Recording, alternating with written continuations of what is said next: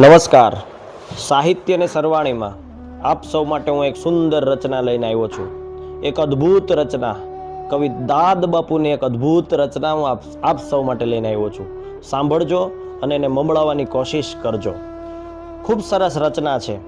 શબ્દ એક શોધો ત્યાં સંહિતા નીકળે, શબ્દ એક શોધો ત્યાં સંહિતા નીકળે, કૂવો એક ખોદો તો આખી સરિતા નીકળે.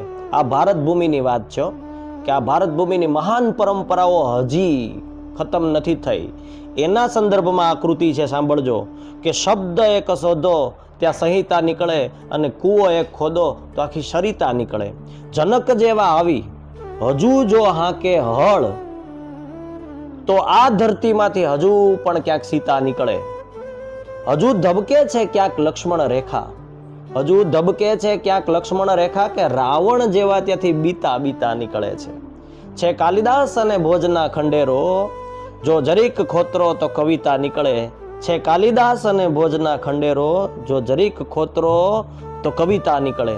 છે કૃષ્ણની વાસળીના એ કટકા, છે કૃષ્ણની વાસળીના એ કટકા કે હોઠે જો અડાડો તો સુર સરિતા નીકળે.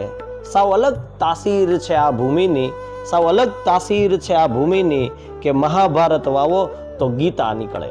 દત્ત જેવા જોગીની જો ફૂંક લાગે, દત્ત જેવા જોગીની જો ફૂંક લાગે તો હજુ ધૂણા તપના તપતા નીકળે.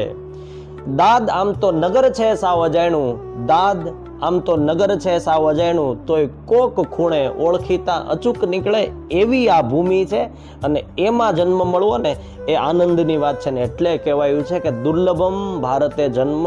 આ પરંપરા હજુ પણ જીવે છે અને ધબકે છે, આ માટીની અંદર ધબકે છે.